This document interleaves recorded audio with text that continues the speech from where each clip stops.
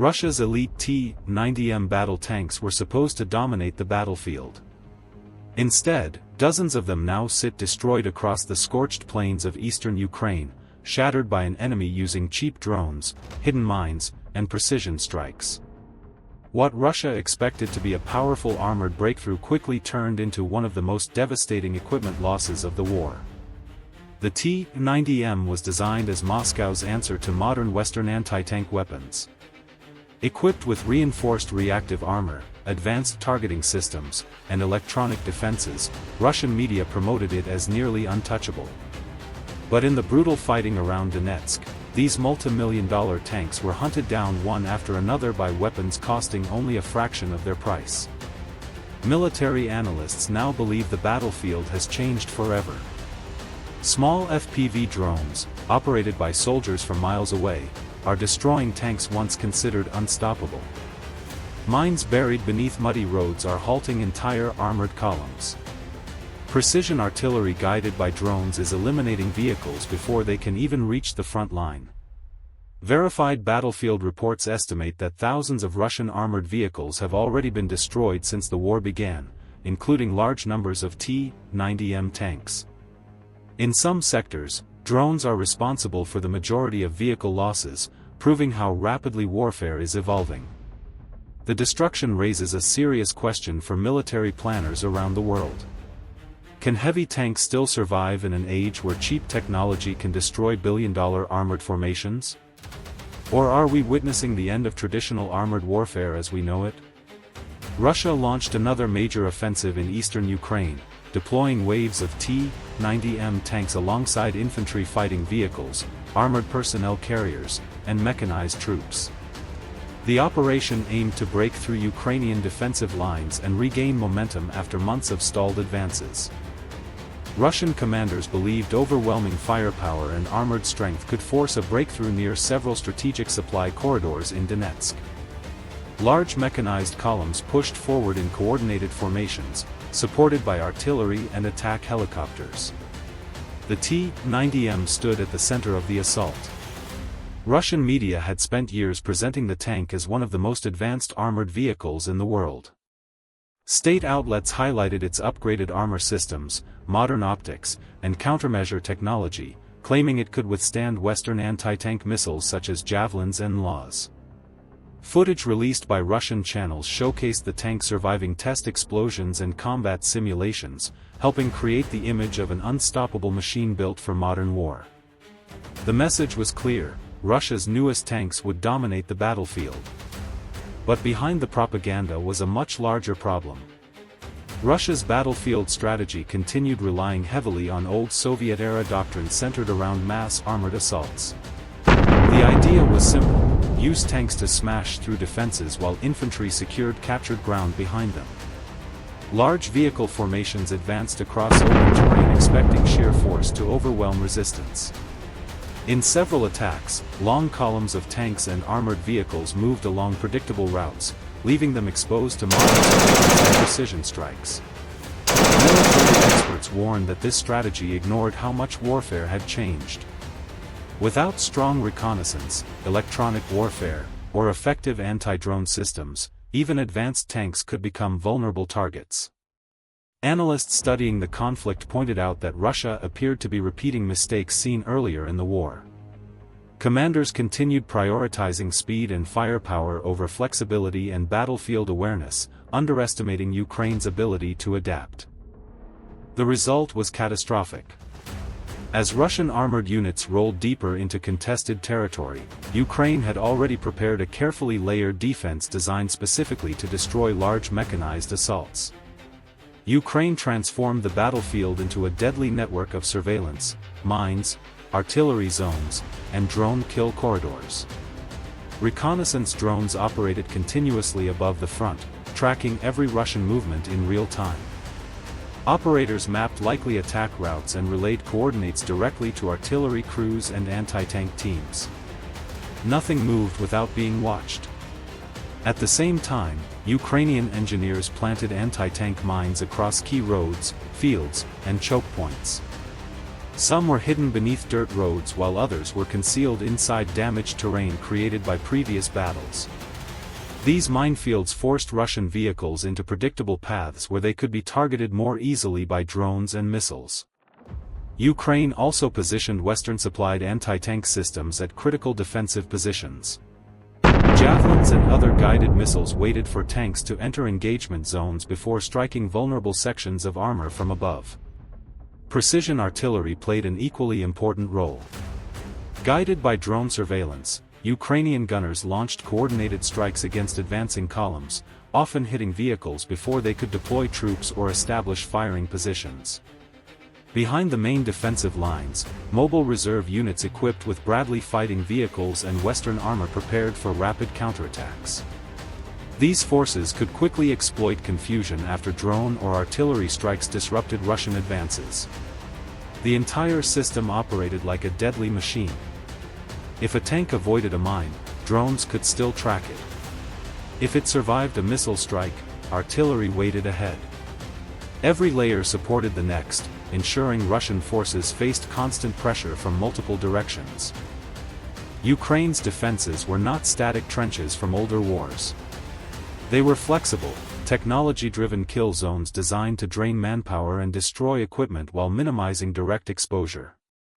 By late 2025, this approach had become devastatingly effective.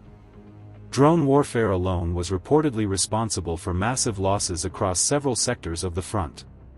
Cheap FPV drones armed with explosives repeatedly destroyed armored vehicles worth millions of dollars, changing the economics of warfare in real time. Then the trap fully sprang shut. As Russian armored units advanced toward Ukrainian positions, drones immediately targeted the lead vehicles. One T-90M pushing forward across open ground was struck directly from above, igniting ammunition stored inside the turret and engulfing the tank in flames. Another vehicle attempting to maneuver around destroyed armor rolled directly into a concealed minefield. The explosion ripped through its tracks and hull, leaving the crew trapped inside. Nearby armored personnel carriers tried pulling back after unloading infantry, but drones tracked their retreat routes and struck them with precision attacks. The battlefield descended into chaos. Burning vehicles blocked narrow roads while damaged tanks created obstacles for units behind them. Infantry soldiers scattered for cover as artillery shells landed around advancing formations. At that moment, Ukrainian mechanized units launched rapid counterattacks. Bradley fighting vehicles opened fire with high-speed cannons, tearing through trenches and suppressing Russian infantry trying to regroup. Drone operators coordinated directly with ground units, identifying targets and guiding attacks in real time. Russian soldiers suddenly found themselves trapped between minefields, drones, artillery, and armored counterattacks. Some abandoned damaged vehicles and fled across open terrain while others attempted to hide inside ruined buildings and trenches. But drones continued hunting them relentlessly from above. The psychological effect was enormous. Russian crews watched lead tanks explode within minutes of entering combat zones. Confidence collapsed as every movement became dangerous. Soldiers could hear drones overhead constantly, never knowing when the next strike would come. The destruction highlighted a brutal reality: modern warfare now rewards coordination, surveillance, and adaptability more than sheer armored strength. But Russia was not finished. After suffering heavy losses on the ground, Russian forces shifted tactics and increased air support in an attempt to weaken Ukrainian defenses before launching fresh assaults. Warplanes began dropping guided glide bombs against defensive positions while attack helicopters moved closer to the battlefield to support advancing troops. The goal was to break open defensive strongpoints and clear safer routes for armored columns. However, Ukraine's layered defense adapted once again. Portable air defense systems targeted helicopters operating near the front line, forcing pilots to fly lower or retreat entirely. Drone surveillance continued feeding real-time battlefield information to Ukrainian commanders, allowing artillery and missile teams to respond rapidly. Fresh Russian vehicle columns soon encountered the same deadly pattern. Minefields stalled advancing units while FPV drones targeted immobilized vehicles from above. Convoys attempting to maneuver around destroyed armor became trapped in narrow corridors under constant artillery fire. Ukraine avoided reckless frontal engagements. Instead, they waited for Russian forces to commit fully before launching carefully timed strikes designed to maximize losses. This wait, track, and strike strategy steadily drained Russian resources while preserving Ukrainian manpower. The longer assaults continued, the more equipment Russia lost. Even advanced aircraft struggled against an enemy using mobile defenses, dispersed positions, and constant drone reconnaissance. Then Russia attempted an even more desperate solution.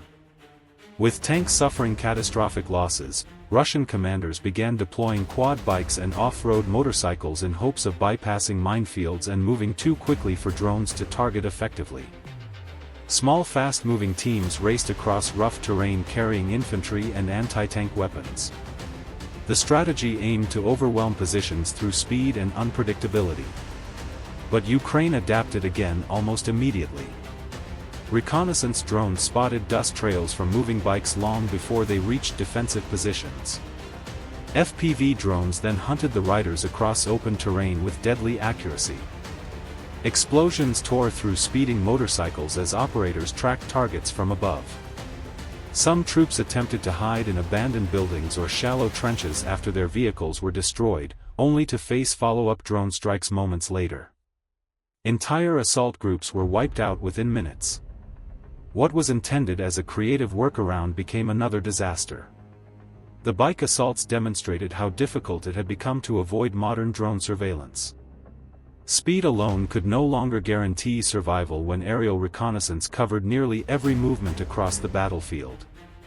Russian troops found themselves exposed constantly, unable to escape the reach of drones circling overhead.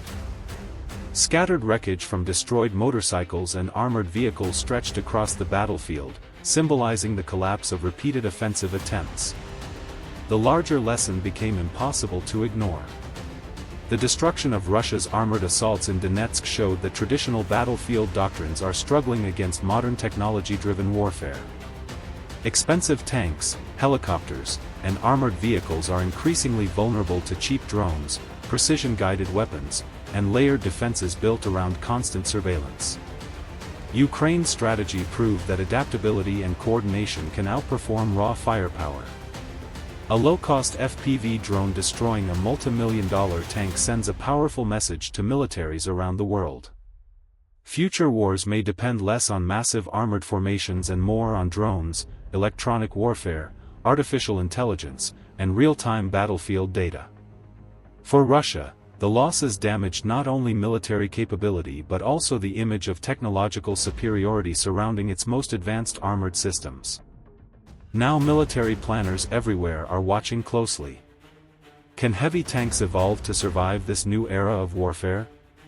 Will future armored vehicles rely on drone defenses, active protection systems, and artificial intelligence to stay relevant? Or are we entering a future where smaller, cheaper, faster technologies dominate the battlefield entirely? The answer could redefine modern warfare for decades to come.